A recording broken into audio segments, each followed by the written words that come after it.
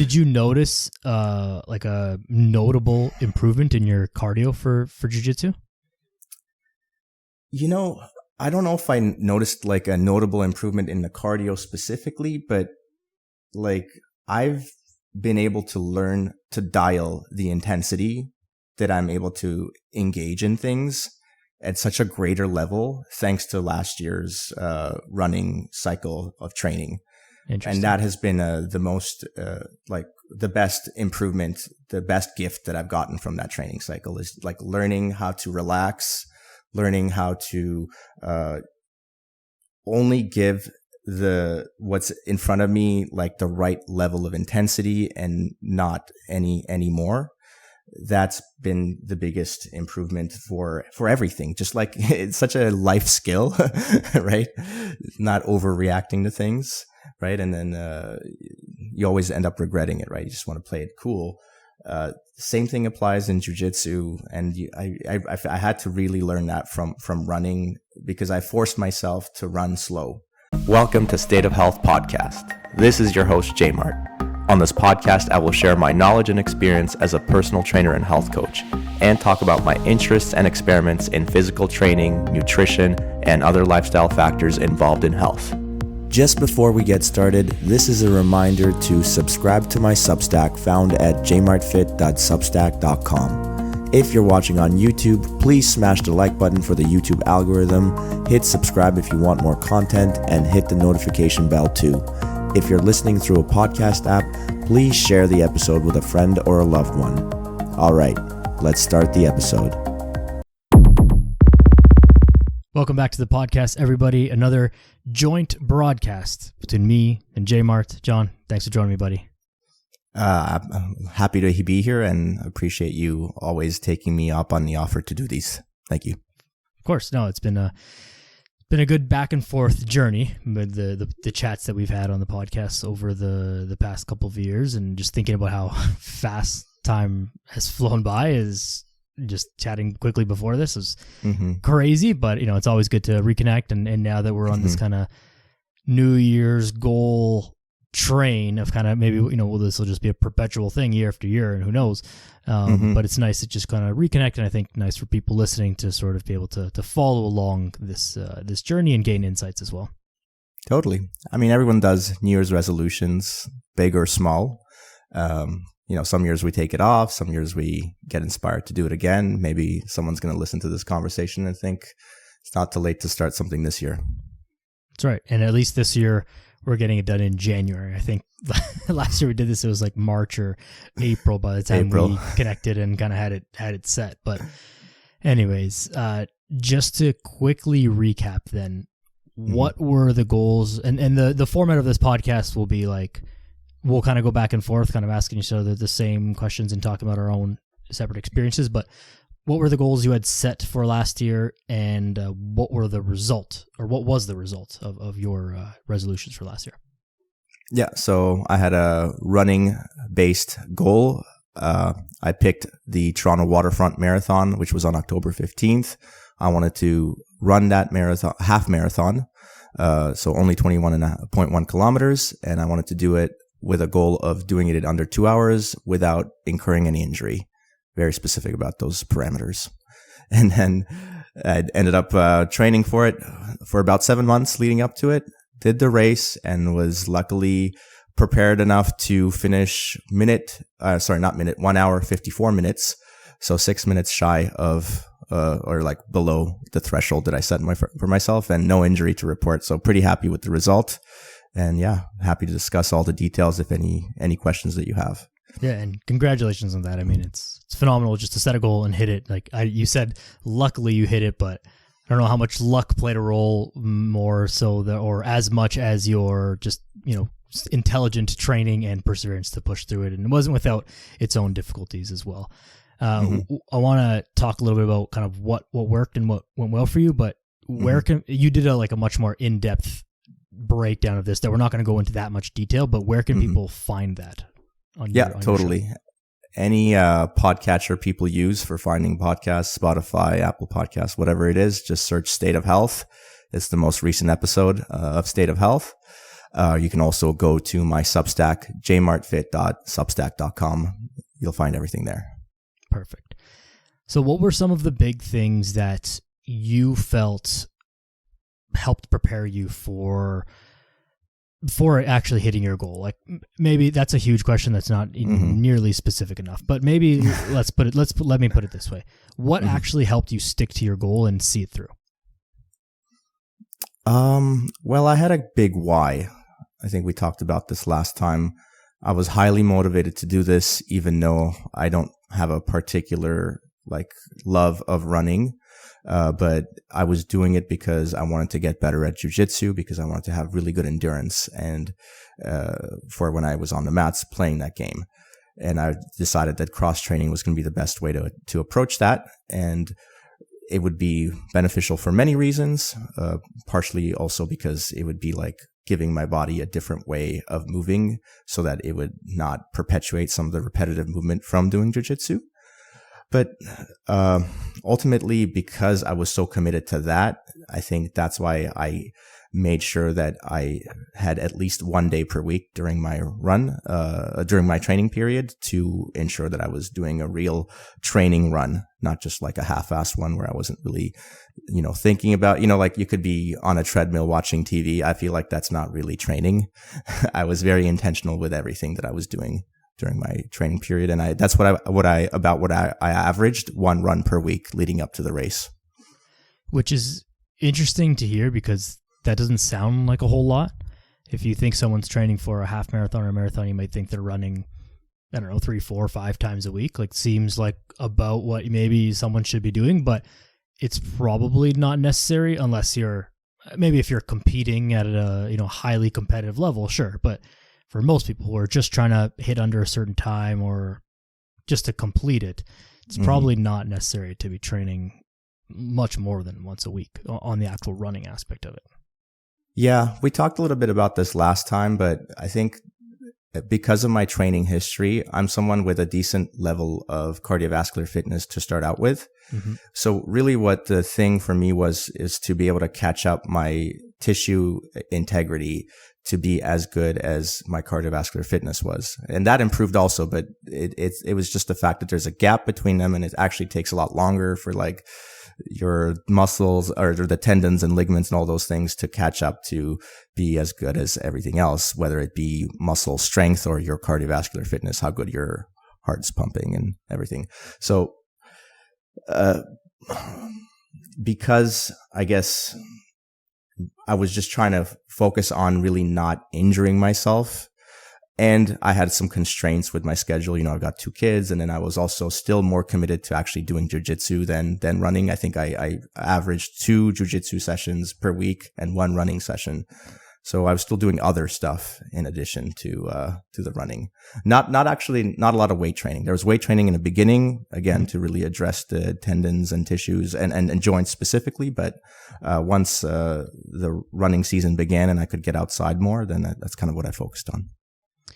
I think that's also, it's always hard to extrapolate one specific methods of doing things to other people because you have such a great training history. And so for someone else who's untrained or has a very low training age, they probably couldn't get away with only one phase of actually doing the strength training. It might take the entirety of the year for their joints and tissues just to become robust enough to even complete the run, whereas you can get away with only doing some very targeted strength training for a very short period of time relatively, and then you're still training and moving and doing all the things all the time. It's just not as targeted, where I think that probably wouldn't work out that well for the average person.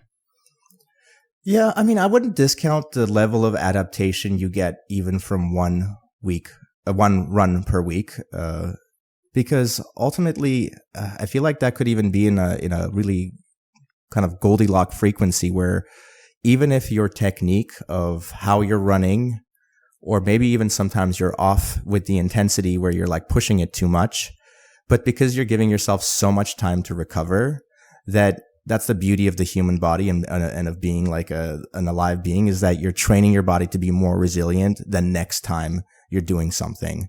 So it's possible that even if your technique sucks and you're doing it kind of things are a little off, but because you're giving yourself enough time to recover, you're coming back stronger and you're able to handle that extra like force or whatever you're causing on yourself, that extra fatigue. Yeah, I think maybe the way to sum that up for anyone, and this would apply to everyone, is like more is not always better. More training is not better. Like better training is better. And so if you're going to spend your effort, spend it on training effectively and efficiently and safely being without incurring an injury, rather than just like, oh, well, I've got to do more because I should do more. Like you might benefit from actually just doing less if it's better. Maybe what I would even add to that, like better is good, but like really mindful, because you could be doing a bad set of squats, whatever, something you're doing, something you're training. It could be that you're performing it bad, but if you're mindful and you can feel the impact it's having on you, you can choose to stop before you pass a threshold.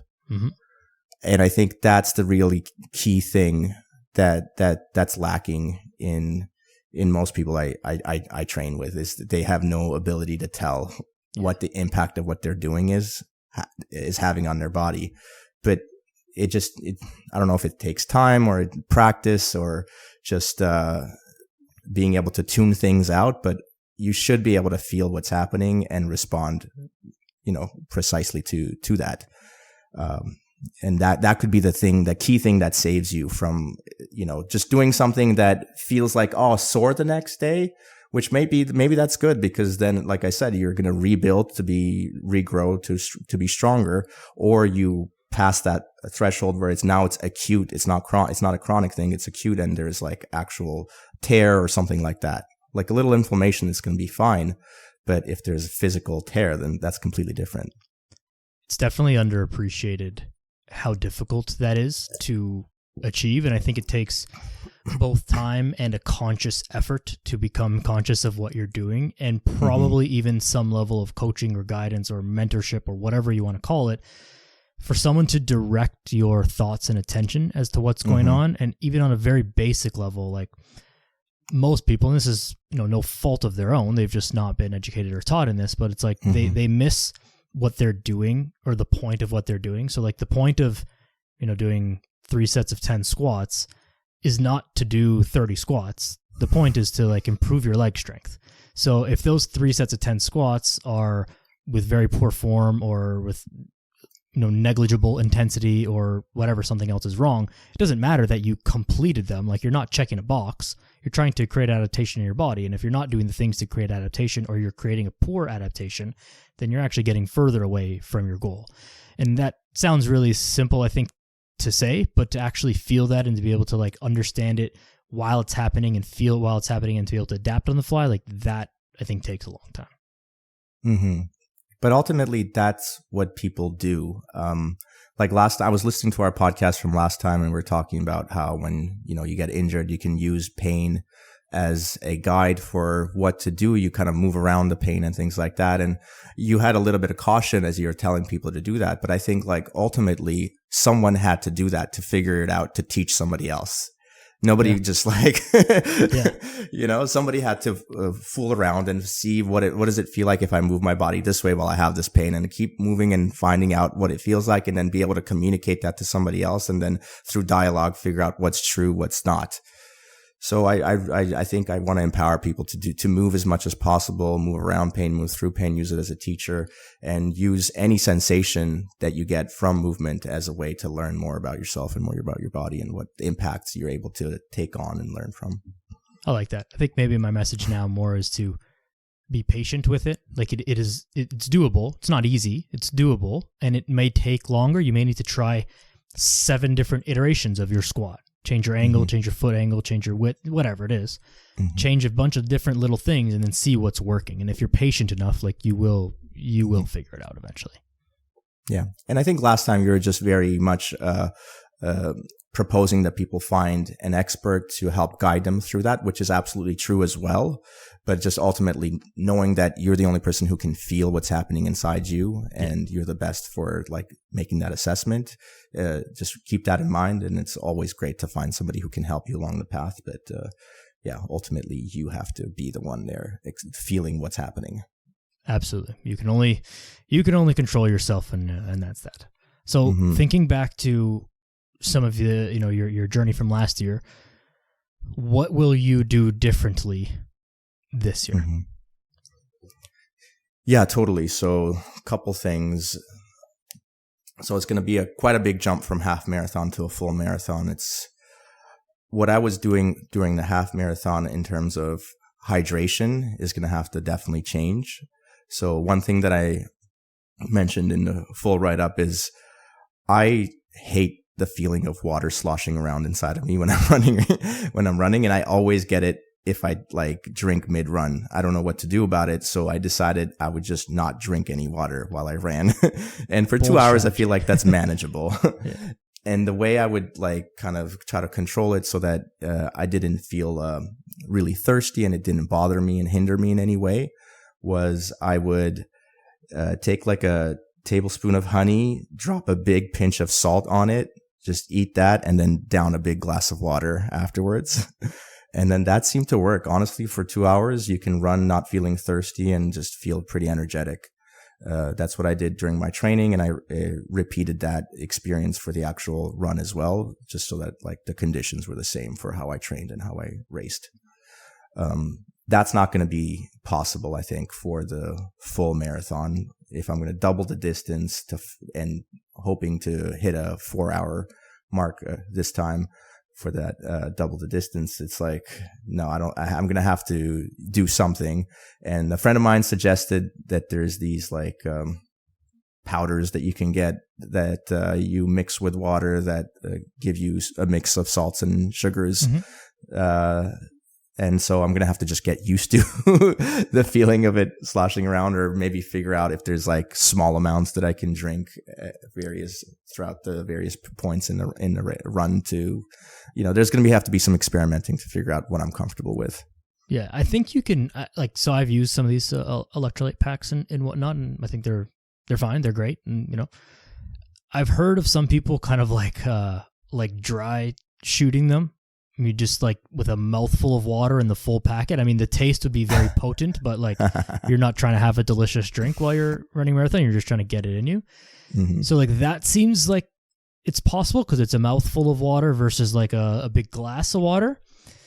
But I have not tested it, so I don't know, and I probably will not be testing it. But I mean, yeah, those things are definitely options. Do they have those gel packs? I know that they had those for like energy, but I can't imagine like why wouldn't they just put salt and electrolytes in it now? So, is that a thing that exists for marathons? I'm gonna have to do some exploration into this world, because like I had a very simple solution this first time around. Just don't mess with it, and I'll still have the same solution that I apply, and like so that for the first at least hour or so of the run, I should be probably fine, and then after that, play around with what I can do to make sure I kind of maintain that hydration level for the rest of the run. But I'm sure stuff exists. I have a friend who actually ran that same run with me, but she ran the full marathon, and it was amazing because she ran twice the distance that I did at a faster pace, and she qualified for the Boston Marathon. So wow. I have someone that I can look up to for some advice based on that. There you go. When are you planning to do the full marathon? Because you did the last one in October, so it will be the same time of year-ish? I think I'm going to go for the same race because it's a fun little race along the lakeshore. I think it's in October, and it gives me the time to train all through spring and summer and the early fall, because it's such a long race. And that's part of like going back to your like surprise that only one run per week, but I did that over 7 months. Yeah. Over 7 months, you're going to be able to get to 21 kilometers. And I did it in a very like methodical way, where every time I increased my distance, I would take at least 1 or 2 runs where I would go less than what that new kind of like total distance that I got up to. And then I called it like my, what did I call it? now the word's escaping me. Sorry. Consolidation run, the consolidation. So I would consolidate like the new distance by doing shorter runs before attempting a new like long distance. And then just doing that, you can get to 21 kilometers in no time. Because I think overall I had something like over 20 weeks, like nearly 30 weeks. So it's like, I think it was 22 runs you mentioned that you had, which when you say it like that, like when you say it over 20 weeks, it sounds like a lot, but when it's only 20 runs, it doesn't sound like that much. It's 20 chances to like improve, right? 20 sets of squats, not really, but like 20 sets really. So it's interesting to map it out and just, realize how much you can improve with a methodical approach. But the reason that I asked about the timing is, one, how much time do you have to prepare, but two, the conditions will be more or less the same. It's not like you're going to do it in the end of July when it's going to be really hot and hydration and sweat, and these things would be more of a consideration than they would be in October. So that will be nice for your preparation as well, understanding what the conditions roughly will be like. Yeah, and that's the great thing about this Toronto waterfront run is the time of year. It's a great time to run. Even like I was worried that it was going to be bad weather that day. It wasn't great, but because you're running, it was actually perfect. So I wouldn't want to sign up for anything in July or August. That would be hell. Yeah, it sounds like a nightmare. I mean, you can get some pretty random hot days in October as well, but it's probably preferable for it to be a little cooler, because then your body's keeping you warm, but you're not dripping sweat. Even if it's like a little cold to be standing outside, it's nice to be running. So reminds me of like elementary school cross country days. Yeah, I almost kept leggings on, but I'm so glad I took them off for the race, because I would have been way too hot in them. Yeah. What did you do through your prep that you thought didn't work out so well, if there was anything, and that you would have removed or completely altered, if there's anything at all? What do I think didn't work out? That's a good question, because we always focus on the things that do work. It's always good to point out things that also, we can just put aside. I'm not sure. I'll think about that as we continue the conversation, but generally speaking, it was a pretty simple approach. Like we talked about it last time, it was like that typical kind of get the general preparedness going, then focus on volume and then intensity. So like that aspect of it like worked out fine, and I wouldn't change anything about that. Like, I mean, the general approach, like we talked, the general approach always works, and then the specifics are different. So I guess specifically, one thing in the plan was that I would try to build a running routine that involved multiple runs per week. And then just with my time constraints, I came to realize that I could only commit for sure one run per week. And then, the question really messed me up. No worries. Honestly, it doesn't, from your recap and from the results that you had, it doesn't sound like there was a ton that went wrong. So looking for something that went wrong, where there wasn't like an obvious, hey, I made this mistake, I wasted time doing this training or this type of thing. Like, it doesn't sound like there was a lot of wasted time or inefficiency in your whole prep. I mean, I'm sure you can come up with little things, but there's obviously nothing that was that big that you're like, yeah, I'm scrapping that idea completely.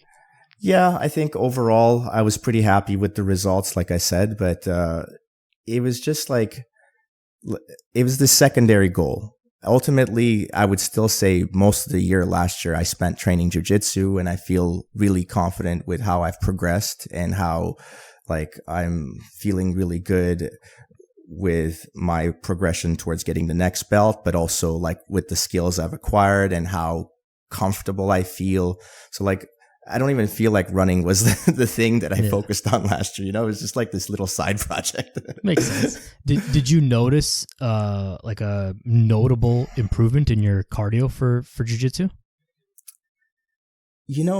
I don't know if I noticed like a notable improvement in the cardio specifically, but like I've been able to learn to dial the intensity that I'm able to engage in things. at such a greater level thanks to last year's running cycle of training. And that has been the most like the best improvement, the best gift that I've gotten from that training cycle is like learning how to relax, learning how to only give what's in front of me like the right level of intensity and not any more. That's been the biggest improvement for everything. Just like it's such a life skill, right? Not overreacting to things, right? And then you always end up regretting it, right? You just want to play it cool. Same thing applies in jiu-jitsu, and I had to really learn that from running, because I forced myself to run slow. So part of my training was to make sure that I'm trying to stay in the zone 2 cardio, like low intensity state training, where like your heart rate is 140 beats per minute or lower usually. And the first little while, actually, I tried to go so slow while I was running, and my heart rate was well above that. And it's kind of funny to like see how like keep track of your heart rate and be like, is my heart rate really that hard for like doing this? Like this feels like nothing. Like why is it like that? But it is. And then slowly you see the improvement. It's actually amazing to see, to view that as well, and kind of realize like some of these improvements are so like silent and so like you're just like, how is this possible? But it happens, and you can. I found that there are times that I would run the same 5 kilometers faster with a slower heart rate, average slower heart rate. I was like, wow, this is amazing to see. And the whole time my goal was to run as comfortably as possible, staying in zone 2 where I could, like, if there was somebody with me, I could have a conversation. I never felt like I needed to like gasp for air or anything like that.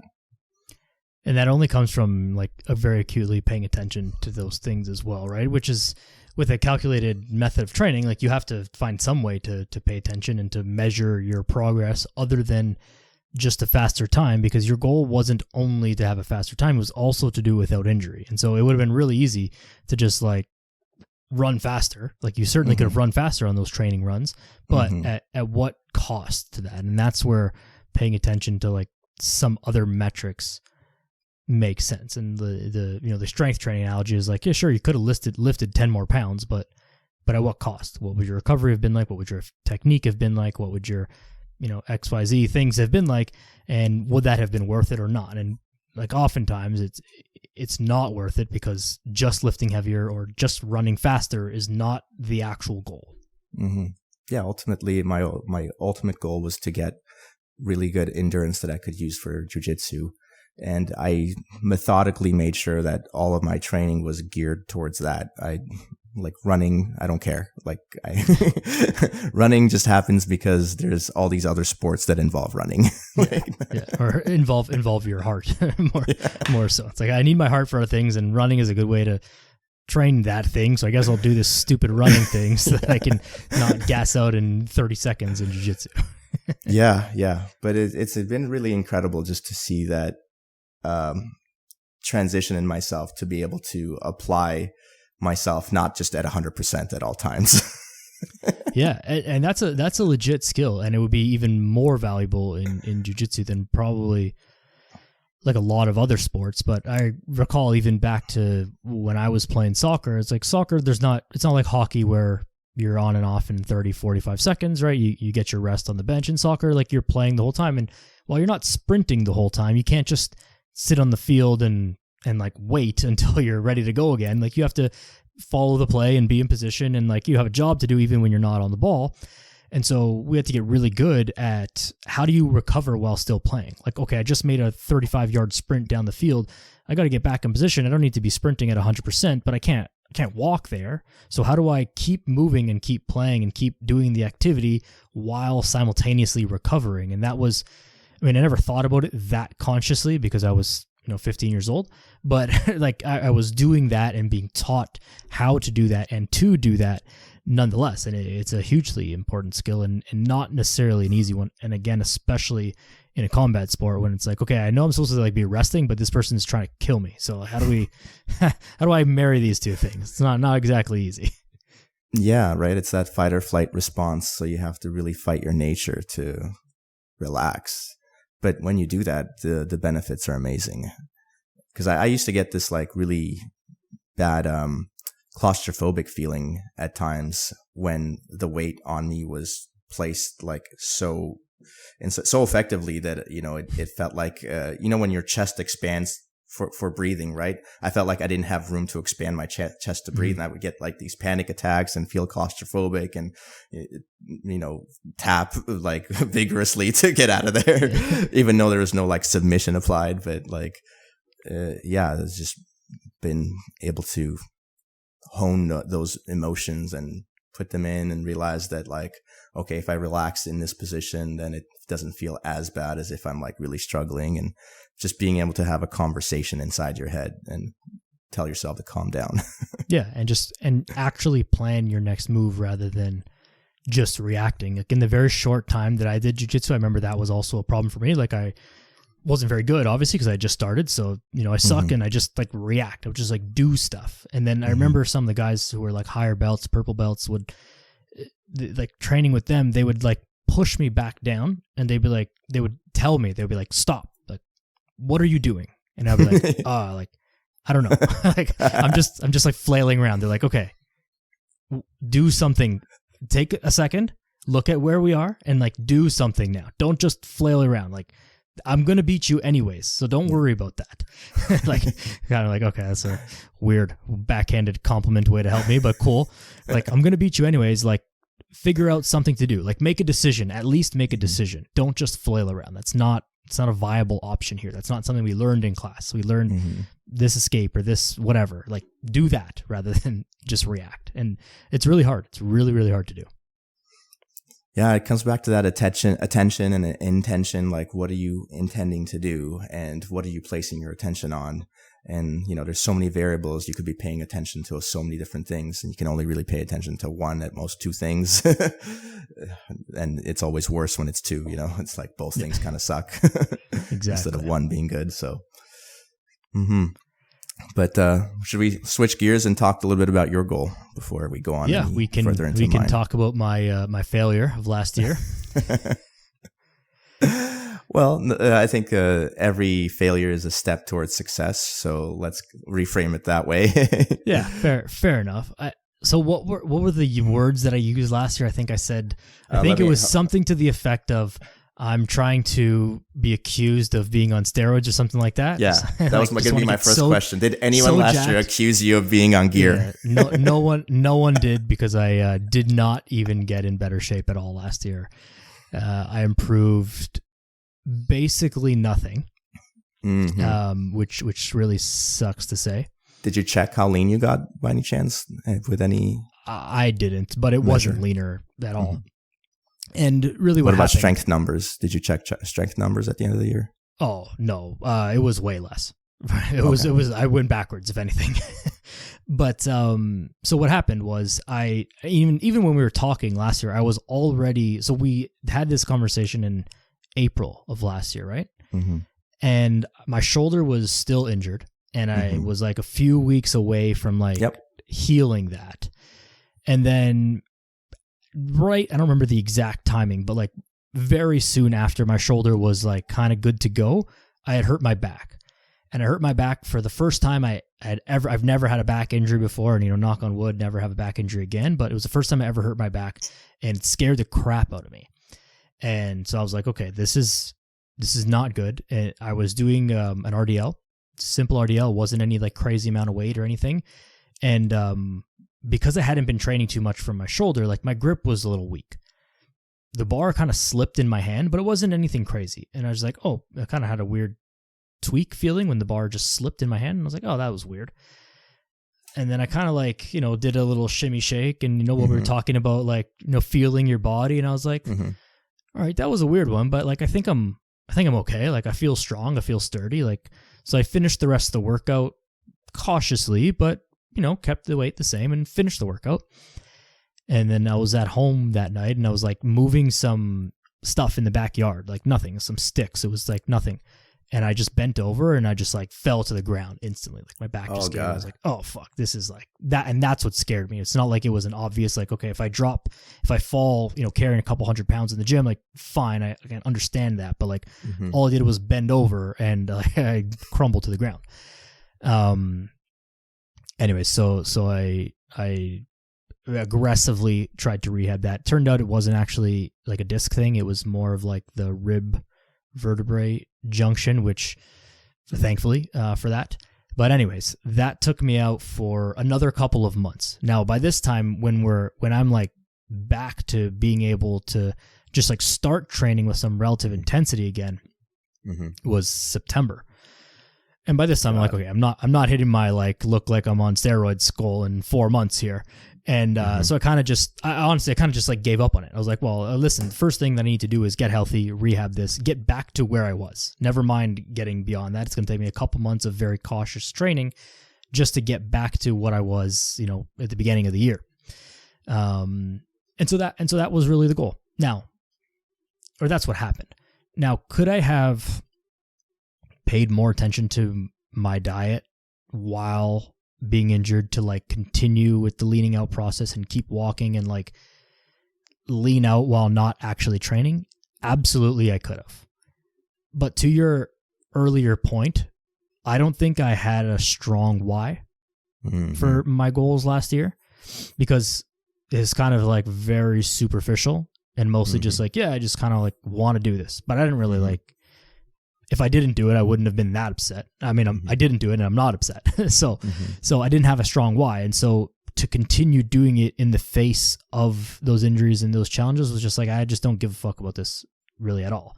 And so I'll just like not do it. Now I didn't gain weight through that. I generally watch my diet and I'm active and whatever anyways. So like it was fine. I didn't gain weight. It's not like I just completely gave up and sat on the couch and ate cookies while my back was getting better.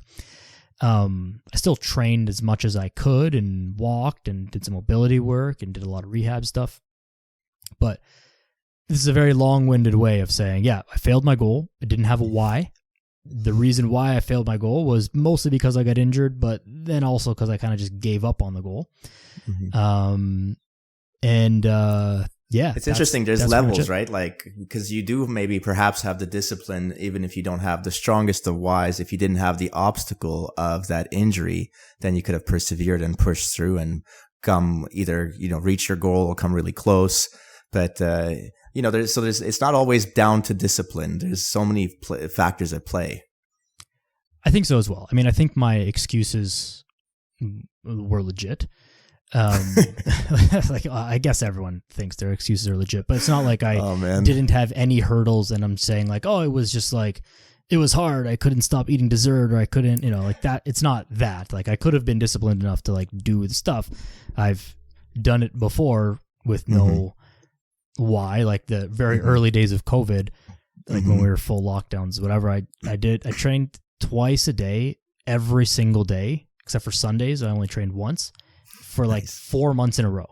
Wow. And I never missed a day, never missed a workout, never went to bed late. I was literally 100% perfect.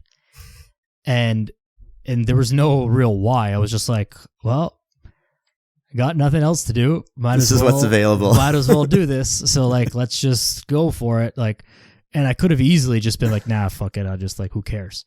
But I just did it. So like discipline is not the issue. It was just like, I didn't actually care enough about my goal to continue to pursue it in face of those challenges. And then we also spoke about, hurdles and stuff that would happen. So those injuries were pretty big hurdles that overtook my goal. My goal switched in the year to like, let me just heal these injuries. I need to feel good again. I never, ever, I had this little back thing, scared the crap out of me. And I never, ever, ever want to feel that again. And so my goal switched to let's just get healthy and robust again, and then I'll worry about the whole jacked and shredded thing later. But that is very secondary to me.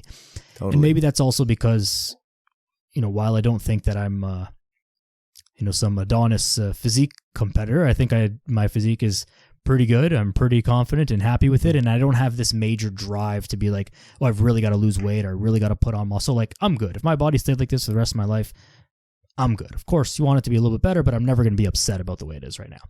So I didn't have that like big motivator to be like, oh, I really got to get my ass in gear here. Mm-hmm.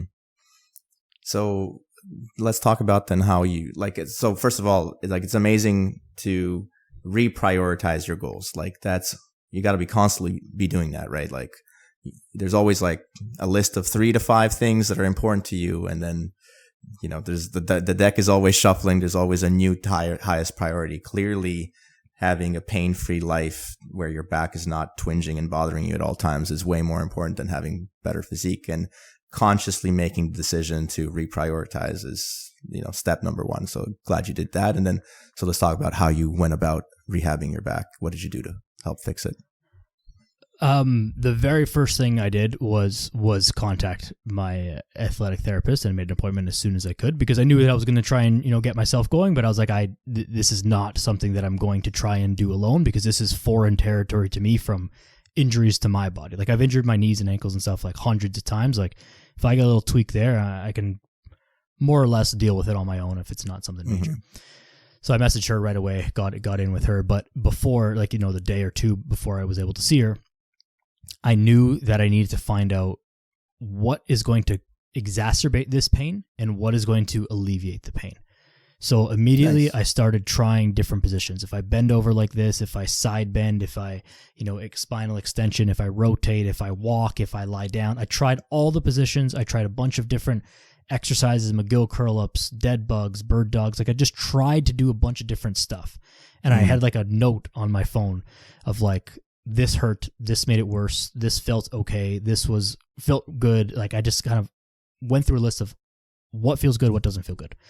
I noticed that walking actually felt the best. Like when I was in motion, I felt way better than when I was seated. Like seated in a position like I'm seated right now was like the worst thing that I could have been. So laying down flat on my back or walking was good, but I can't like just lay down flat on my back the whole day. So I knew that movement was a key, which was a nice sign. Then when I saw her, she's like, I don't think this is really like a spinal thing. Seems like more of the rib thing. I was like, okay, that's good, but like the rehab is kind of the same, right? A lot of the muscles around it were super tight and spasming because of the injury, and so we had to work on loosening that up. So that was where like a lot of the manual therapy came in, and her just kind of getting in there, and then me doing mobility work on my own outside of that under her direction as well. But again, using my own judgment and my own knowledge of training and my own body, like, okay, I need to twist this, extend this, shorten this, lengthen this, whatever it is. And sometimes it's hard to describe this, and you'll appreciate this, John, because like I can't tell you what exercises I did because they don't have names or descriptions. It was like I just moved my body in ways that felt like it made sense. And that's not like I could coach someone to do that if I was with you and I could be like, okay, put your leg here. No, bend it this way. Do that. I could do that. But in like a podcast format or even like an online coaching format, like I can't do it for those things. So it's really hard for like injury stuff that way. But so I can't explain to you what I did. I just like did stuff that made me feel good and made it feel loose and strong. And that was that for a couple months.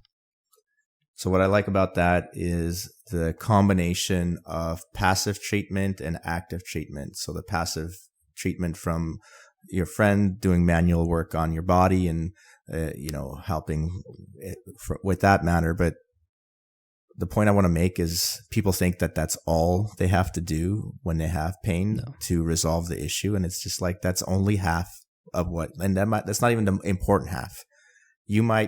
Many people might get away with not needing that half. The second half is what's needed, is the active part from you contributing to do something to improve it. To, like what you said, figure out what is the thing that I need to do that makes sense for making this heal. And that sounds so weird to say, but like you just have to feel how the movement is affecting your body. And by doing it enough times, you'll understand. You'll just know that this is the right thing because I know it's making me feel better, and then you'll heal. It's just how it works. Exactly. So then from there, and all credit to the athletic therapist that I work with. Her name's Carla. I've talked with her. She's actually been on the podcast a while back. She's phenomenal. Wonderful. And she's very much like active focus. Like, yeah, okay, we'll get in there and dig in and do the manual stuff, but then like, okay, get off the table and like, let's figure out how you're moving and let's optimize this. Yeah, and do homework when you go home. Exactly. And so together with her, we're like, okay, let's look at a few movement patterns. What is my squat looking like? What is my hinge looking like? What are these things looking like? And what are little tweaks that I can make that maybe I couldn't feel, but she could see, or like a third party person could see. And maybe if I had been filming myself, I could notice it, kind of thing. Mm-hmm. And then so work on like, okay, break this movement down into the smallest possible parts and then build it back up from the ground up, build up your squat again. And not necessarily the weight wasn't the issue. It's like the way that I'm moving. So for my squat, for like RDLs and hinges and deadlifts, and even like overhead movement and the way like my shoulders interacting with my ribs and stuff like that. So really just breaking down all those movements and kind of like redefining my movement patterns, if you will. And I know that's kind of like a big term that doesn't really mean anything, but like rewiring the way that I move so that I was a little bit more efficient. And then once that felt good or felt like it was at a point where like, okay, this is how it should be, then continuing to load that up heavier and heavier and getting back into the more of the traditional strength training stuff while keeping more of that mobility and like, prehab work, if you will. Mm-hmm. Can you go over the timeline again one more time? Sorry. So it took... It was like all of that took about like 4 months. Wow. So it was like the entirety of the summer. So, and by the end of the 4 months, you felt like you felt confident in moving your back in a way where you didn't think like anything was going to surprise you. Correct. Yeah. To even like in October, I went to, so around like middle of September is when I started to feel like, okay, I feel like unrestricted now. Like I could just go in and do anything and it will be fine. I don't need to spend like, I don't need to do an entire workout of just like, wiggling my back around. Yeah. Like and then I was going to say in October, I went to Edmonton for a fitness conference, the Evolve fitness conference. And a friend of mine who he was there as well, Jeff Dalzell, who's also been on the podcast. We were on the same flight down together and whatever. And as we worked out together and we were doing trap bar deadlifts, and Jeff said we were going light on this day, and he's kind of a savage and loaded up like way too much weight on the trap bar. And I was like, oh, I haven't done this in like a year. But to summarize the point of what I'm saying is like, I felt confident to do that and I did it and it was fine. In October, and I had injured myself in like May, June, something like that. Mm-hmm. Middle of May, I think. So then what did the rest of the year from October till December look like for you? Pretty goalless, honestly. It was just like, okay, let's just train again to enjoy training. I didn't really work on a program, kind of just did what I more or less felt like. And to that point, I didn't really make a ton of progress, but I also knew that I wasn't going to make a ton of progress. You just decided to go on maintenance phase. Was there like anything that you were doing that was like more for the fun part of training rather than the discipline part of training? I started to add a little bit of cardio in the form of sprints into my training, like a ski erg or the rowing thing or the assault bike. Started to add that in for a little bit of like, I don't want to use the word, but kind of like CrossFit style. Like I would just do a couple sets of something at like a not that heavy, but like kind of heavy, and then like go do a couple sprints in between and then come back to it. You're a closet CrossFitter. Yeah, I think I am, honestly. It's horrible to admit, but I think I am. Honestly, and I've said this before, like every kind of group class, like they're all just worse versions of CrossFit. Like if it's just like your booty hit class, it's just like a bad version of CrossFit. That's all it is. But anyways, so I started to add that into the mix a little bit, and I just made sure to continue to focus on like my mobility and stability training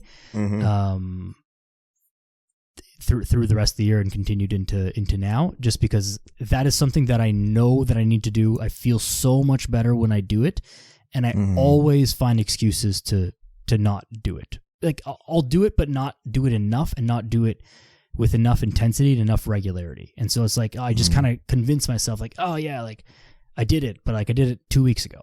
Like I got to be on that more. Yeah, I find this is my hack for it is now because I'm just doing a lot of jujitsu and it's so hard on the body. It's like you don't have a choice. You either run yourself to the ground and you feel like crap, or you do mobility to recover yourself from doing jujitsu. Yeah, and I mean, I'm so injury prone in the past that like every single workout has some element of like mobility or like prep training or something, and so I kind of convince myself that is enough, but it's obviously not enough. And so I need at least one dedicated training day that is purely just that. If not 2 days of training in a week, that is purely just that. And I just need to continue to implement that in my weekly training schedule. Yeah, there's multiple approaches too. I mean, that sounds pretty reasonable. And then for me personally, I do like little 5-minute things all throughout the day. I try to like, I know I got a few minutes here, like, it's kind of funny, but I have a island in the kitchen now that I can use to like slide into like front and middle splits. Hopefully your wife doesn't watch this episode. That's pretty sturdy, but like I know like I'm frying some food. It's gonna be like whatever 5 minutes before I have to worry about it, so I can just do like a few sliding lunges. Works.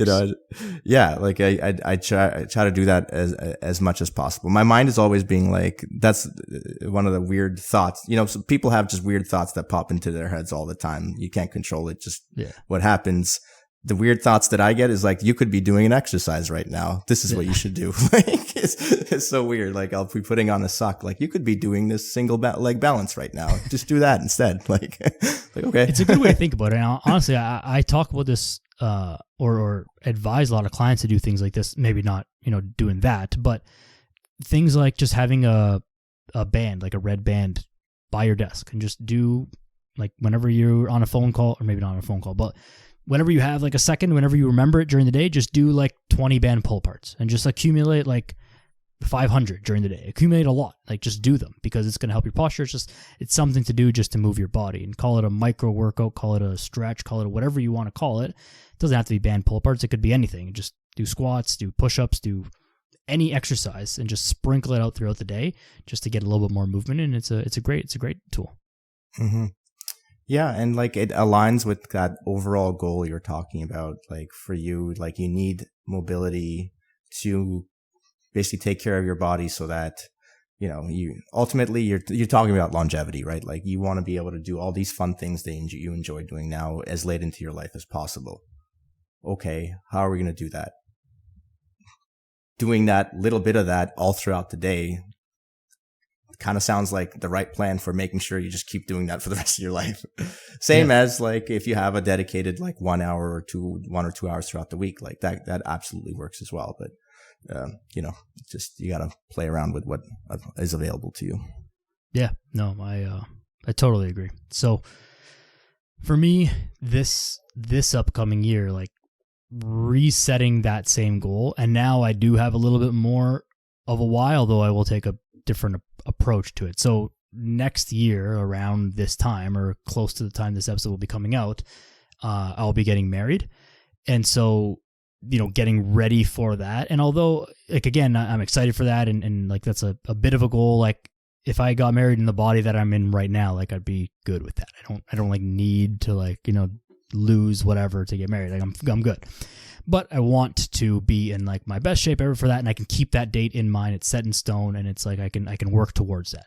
Now, that's still like a 2024 goal, although the wedding is in 2025, because like you've got to be prepared beforehand, suit fitting and all that stuff. So that will be the goal. However, my approach will be like, first of all, right now I have no injuries. So knock on wood. It's January 16th that we're recording this, no injuries, like I'm good. But my number one thing is do not get injured. Do not do anything that is pushing the limits in a stupid way. Like I will push the limits and I will challenge myself, but nothing that's going to risk injury to some significant degree. To do a callback to our previous podcast, don't do things that are dumb. Don't do things that are dumb. That's exactly. So last year, I didn't do things that were dumb on purpose, but I did do things that were dumb. This year, I will hopefully not do things that are dumb on purpose, and proactively do things that are smart, so that I don't get injured. But just a bigger focus on mobility and like my physical body health, as well as just all the same stuff of dialing and training, getting as lean as I can, then adding a little bit of muscle, but not too much. Probably 9% not is really still what you're muscle. aiming. I'll still go for 9% just because I think it's still a nice round number. But like if I'm at 10%, I'll consider it a win still. Understand. I'll aim for that 9%, and I've got lots of time now, so there's no reason as of today why I shouldn't be able to do that. Yeah, man. Well, huge congratulations on the wedding news. That's great, man. Thank you. Very happy for you. As a person who's been married nearly 10 years now, I think you're on the right track with that. Yeah, fingers crossed. Yeah. That's amazing to have a stronger why now, right? For this, like, obviously, like you said, you're fine with the body you have now, but to really want to look your best for this, like, really important day in your life. Like, I can see myself wanting to pursue a goal like that. Like, so definitely that connection with that visceral connection is going to be huge for driving you to, even on the days where you're not feeling your best, or maybe you're like, this could be an injury. You can convince yourself that maybe it's not, and maybe you should just push a little harder that day. Exactly. And even just having that date on it, whereas last year I didn't have a date. Like my timeline was the entire year, but there was no date. There was no real finish line. So this year I have that date to actually like look forward to and plan towards, which will really help. The other thing that will strengthen this on the injury side of things is like, I already have knee issues, and I've had those for a long time. And I've accepted that is part of my life and something that I need to deal with on a minor basis almost every single day. And I'm okay with that. It sucks, but I'm okay with it. I'm not okay with having another thing to add into that mix. Like if I've got to deal with my knees and my back, or my knees and my shoulder, and this is like another thing that I got to like just work on every single day, I'm not okay with that. So working very strongly on preventing that is actually a stronger why than like the date of the wedding coming up. That's a nice tangible thing, but like wanting to do all this stuff for the rest of my life, already dealing with my knees, good. Check that box. Been doing this. This will be 10 years since my surgery this year, and whatever, fine. Not going to do it with the second thing. Yeah, man. Damn it. Just mind blanked again, but freaking, I hate when that happens, eh? Yeah, it's the time of day. It's late at night, and it is what it is. But I mean, yeah. So that's my wrap up. So as far as like going after some of the stuff that I was asking you about, like what would I do differently? I mean, like everything I'm going to do differently, because like my whole thing changed last year. So I can't really say like, oh, this worked or this, like nothing worked, because I didn't do anything. Like I got injured. Don't do that. That's what I'm not going to do. That's what I'm going to do differently this year. As much as I can control that. So, and if I do, then hey, I'll roll with the punches. I'll do what I can to heal that injury as fast as I can, and maybe this year, because of those other goals, or because of the wedding date and goal, I'll be a little bit more diligent at continuing to lean out even in spite of that injury, and not using that as like who cares, like what's the point of getting lean if I'm injured? Like there will still be a point to getting lean. So, I hope it doesn't come to that, but if it does, I think I'll be able to kind of stick through it that way this year. Yeah, having that day's nice. Like for me, it was also very nice having a date that I was working towards, and I could use the calendar to work back from and schedule things out that way. So I think you're right. It makes a big difference to have a specific thing to look towards. Yeah, definitely. What else did you want to talk about in regards to your pursuit for this year for the marathon? I know we're almost an hour and it's getting late. Try and wrap this up for everyone, but yeah. There's a couple things I want to bring up before we finish. first of all, just going back on some of the things we said the last podcast, I just want to clarify some of them.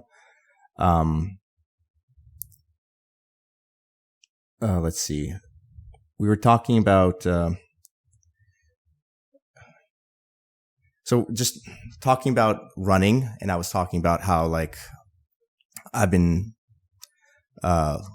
learning a lot from all these different mentors, learning about how to run.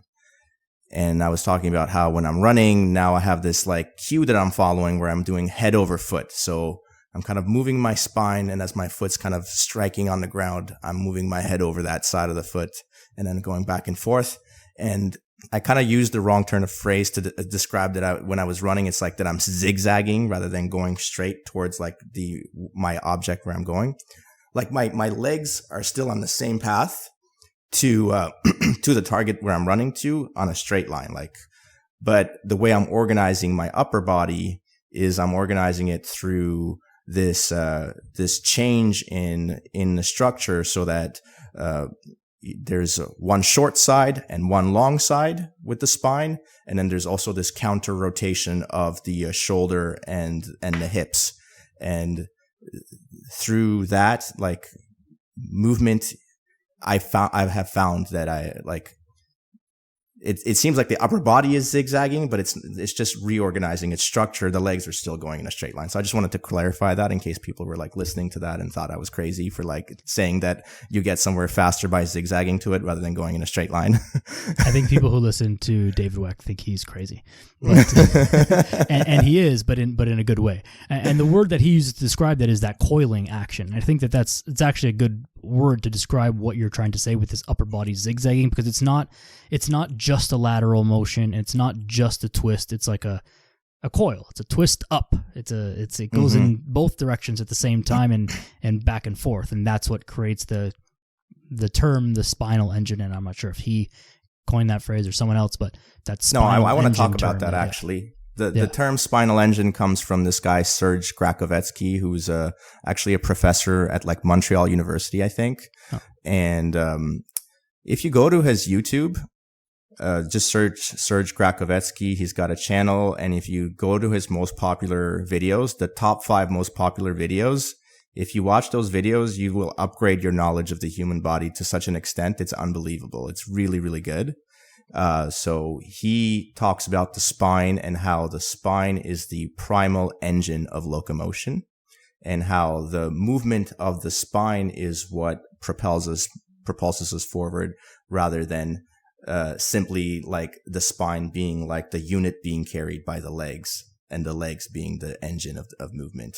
And he's got very compelling evidence to display that, so I think, having watched that and then making that connection with what David Weck's talking about with head over foot. And then the other thing that I think I mentioned a little bit last time with the rope flow that I've been doing, which is basically like using, it's like a jumping rope that you don't use for jumping. You literally just use it to swing from side to side your body, and it forces you to move your spine in a similar way that how you would be doing it if you were to actually do the run with that coiling action. Yeah, actually another thing that I just want to recommend if people are listening and they want to like understand this a little bit better, just like go to YouTube and search walking without legs, or man walking without legs. And the video you get is this amazing video of a man who's a double leg amputee. So he's got no legs, but he's still got his hip bones, and he's using the sits bones of his hip bones to walk on. And you can see the exact thing that we're talking about, where those hips are counter-rotating, his hips on the ground and his shoulders are counter-rotating to one another. And his spine is undulating, where it's like side bending to one side, creating a short side on one side, long on the other, and then back and forth. And, without legs, this man is walking. So kind of really supporting the idea that the spine is the engine of movement. Yeah, I like it. I mean, since you mentioned it last time, I've like been peripherally paying attention to these things. Like running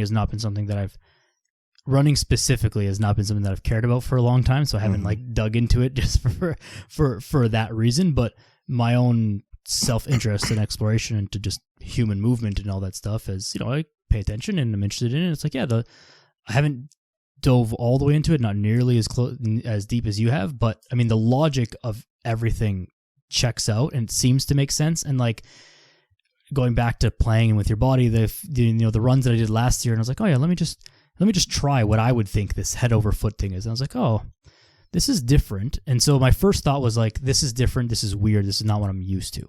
Mm-hmm. But if I forced myself to do it long enough, I was like, okay, I get how this would, I have enough experience with my body, whereas like, this doesn't feel good right now, but I can understand how this would feel good if I became more efficient at this movement, this form of movement. It feels so bad because I'm doing it so forced right now and it's not good. But like, if this was something that I was going to pursue, I would definitely go all the way down this rabbit hole and try and figure it out. So, I mean, to anyone who's like interested in running and just enjoys running, even if you just enjoy it, don't even have like necessarily a goal, just make it more efficient, feel good on your body and all that stuff. It's definitely worth looking into.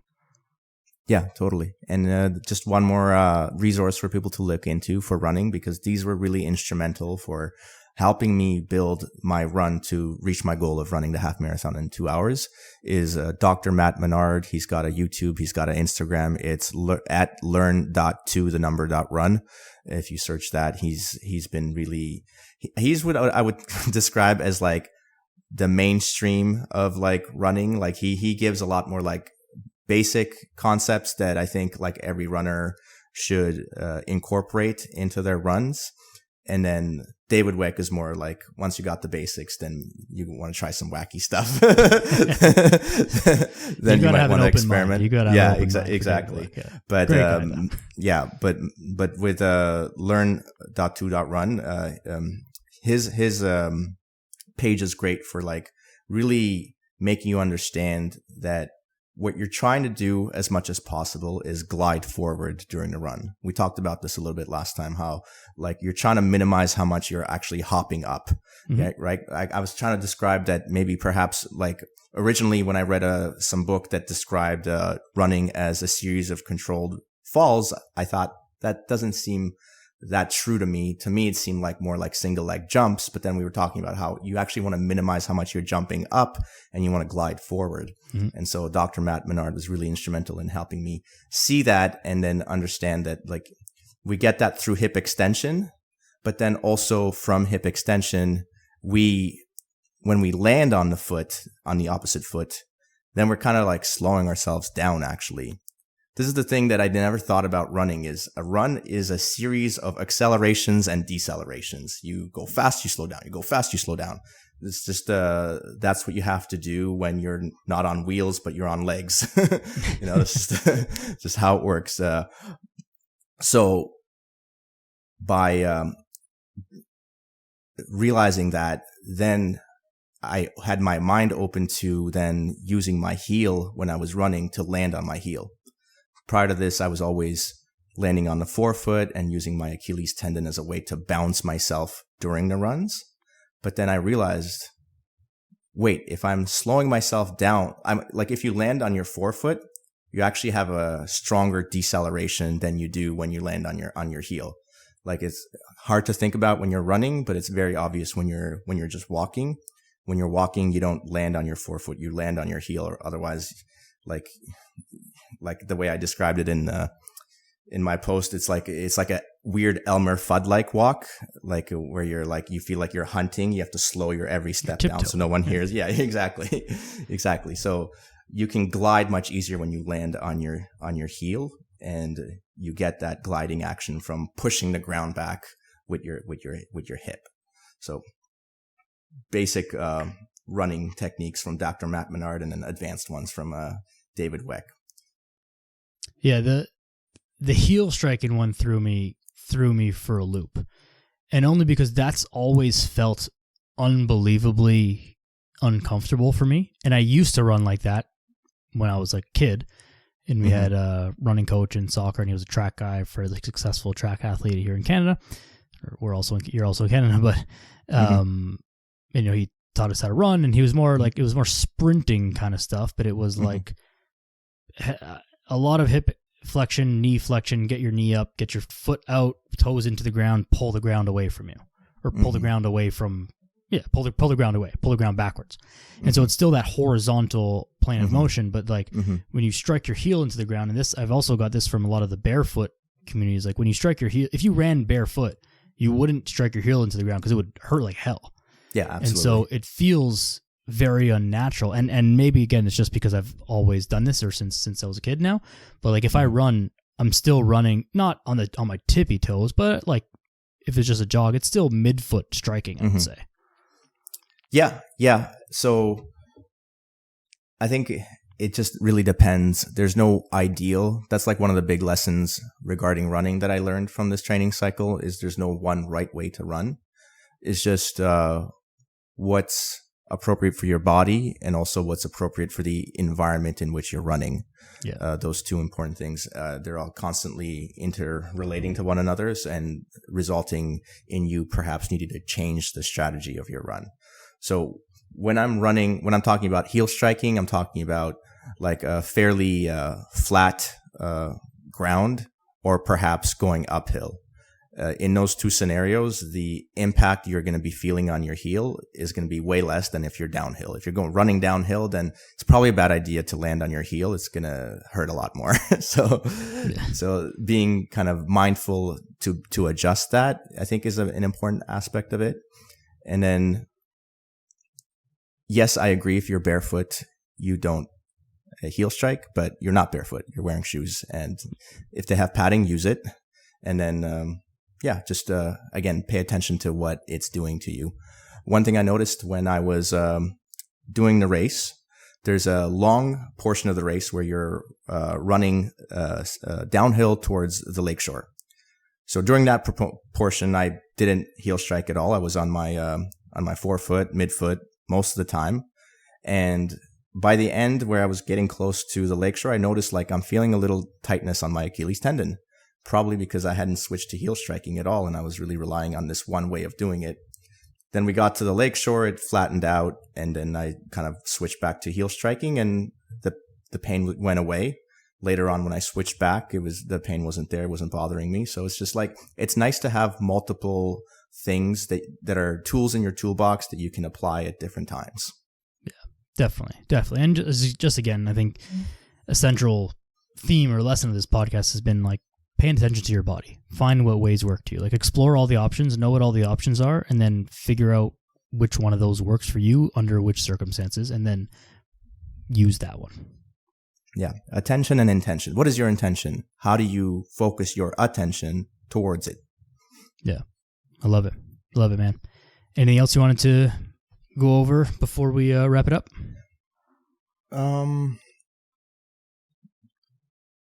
No, do you want to talk about this is a weird one. I want to talk about David Weck stuff a little bit more. Do you want to? Sure, go for it. I don't have much to offer because I've only very peripherally paid attention, but go for it. Yeah, just because we talked about this a little bit last time, and last time my answer was I don't know it well enough to talk intelligently about it, and so maybe just in case there's that one guy who's been following these two podcasts and wants to know, like, is there a follow-up on this? So one thing that technique that I've learned from David Weck is this double down technique with the arms, which kind of, I feel like is pretty integral because when you're running, you're thinking you're just using your legs, right? But first of all, it's actually you're using your spine and which controls your legs, but also your spine's also attached to your shoulders and your arms. Like, what are you doing with your arms? That's a big question that I feel like a lot of people don't have an answer to. Well, that's not true, actually. People say, like, you move your arms like forwards and backwards. But, and it makes sense that actually works pretty well. But then there's some nuances that you can work with and play around with and see what works for you. So one thing is this double down pulse that I learned from David Weck. And so the idea of it is that if we define running as like it's different from walking because at one point in a run as compared to a walk, both feet are off the ground, right? Mm-hmm. So that means at all times when you're running, there's a component of going forward and there's a component of going up and down. Now, like we already said, you want to maximize your muscular effort towards like horizontal proportion. So you're pushing the ground back so that you propel yourself forward. But regardless, there's going to be some amount of up and down movement, right? So what you can do is be more efficient with, or not efficient, but like you can maximize the amount of ground force you're putting into the ground for the bounce up and down with using your hands.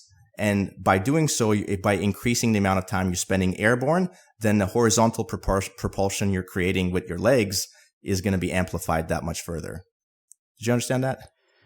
So you're kind of, while pumping your arms back and forth, you're also pumping them up and down in conjunction with your step to push yourself into the ground to pop yourself into a longer flight phase. Exactly. Interesting. Wow, you translated that pretty well, man. Thank you so much. Yeah, no problem. Yeah, so traditionally we say the arms are moving one forwards and one backwards, right? So what Weck is talking about is during that transition where one is going forwards and one's going backwards, you do a pulse down. So both hands are pulsing down. That's why it's a double down pulse. And then they switch back to then the other one going forward, the other one going backwards, and then you'd want to time that pulse with the moment that you're striking the ground. Yeah. Interesting. Yeah, that way you're increasing the total amount of force that's pushing down into the ground, which gives you, like you said, a greater time in the air, which means that the horizontal propulsion that you create with your hip extension has more time to propel you forward. And that doesn't create an increased like vertical height on the flight? It does. And that's why you're able to spend more time in the air while you're horizontally, like, because is there a loss of efficiency because we're moving more vertically rather than more horizontally, even though the flight is longer? Like, there's got to be a balance of that, right? Well, because the horizontal movement happens from hip extension. As long as you're still able to as efficiently extend your hip and propel yourself forward with the same force, now you just have more time with the same force before you land and restart this. I see. It doesn't take away from the horizontal. It just adds. If you do it correctly, right? Right. It does. Yeah. So it doesn't limit that. It just adds a slight vertical component to it, making the whole flight phase longer. Yeah, it makes sense. Checks out. Probably really difficult to do though. And it's like for the longer races, it's a lot more subtle. But for sprints, it's amazing. You can watch videos of like 100-meter sprints where like you can actually see them really hammering down as hard as they can. But it's not quite as important to do that for like, half marathon distance. Right. Still has an impact like over the long distance though. I really find like like I feel it. For sure. Over however many thousand steps flight step or running steps, like it would, if it improves efficiency by like 1%, then that's a lot over 10,000, 20,000 steps or whatever it is for half marathon. Yeah, you can really get into this flow where once you're doing it, it feels effortless. Like you're breathing very easily, you're gliding, and it feels amazing. It feels really effortless. You're like using the natural bouncy qualities of your body. Yeah, and I would also imagine that some of the top marathon runners or 100-meter sprinters, like they do this without knowing that they do it. And you might, one might make the argument that, oh, sure, they do it now because people like David Weck are talking about this, and so they're consciously doing it. But like, I bet if you looked back, 50 or 100 years, I would be surprised to find that they were doing something like totally different than what these guys are talking about. Because the top performers in the thing, they just find ways to organize their body, and they don't necessarily know how to do that and know how to coach it and explain why they're doing what they're doing and why it's working, but they do it and it works. And so therefore you just kind of like look at that and like, okay, what are they doing? How do we replicate that? Yeah, reverse engineer it. And totally, that guy, Kiptum, I believe his last name is, that just broke the world record for the marathon. There's video of him on like Weck's page of doing both head over foot and double down pulse. No, there you go. Yeah, and I bet he's not coached by David Weck, is he? Not that I know of. Yeah. No, I'm not at all surprised. I mean, we see this in movers of all sport where it's like, oh, they do this thing that's like different, and like, why does that work? It's like, okay, well, they don't even know why, but it just works. And then it takes a scientist of some sort to reverse engineer what they're doing and then coach it to all the rest of us, and then we all figure out how to do it, right? Yeah. The only thing I would say is not necessarily a scientist, but someone with a scientific mind. Or yeah. Someone crazy like David Weck, who will like try to find what actually works and like not necessarily fall for some of the credentialism that's going on these days. You know, do you have a source for that? Do you do you like recently I had an interaction with somebody and they're like, why do you have I think they were just like, do you have like a degree or something? And I was like, yeah, I actually have a Master of Science, but like that doesn't even matter because like, let's just think about this from first principles. Yeah. I think this is also in today's age why so much like ancient medicine or old school wisdom was discounted. And it's probably because they used words that are inaccurate.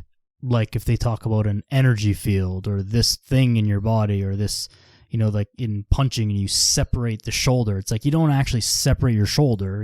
There is not actually this energy field. There's not actually these things, but like they just didn't have better words to describe it. But they were correct in what they were saying. They just didn't have quote unquote science words to describe it. And so people, you know, throw the baby out the bathwater. It's like, oh, this guy's talking about separating your shoulder to throw a punch.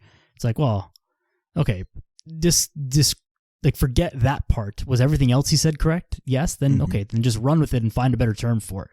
That's what that's what the future and continuing education and iterations are for. You don't have to just say that the guy was wrong. He was right for his time.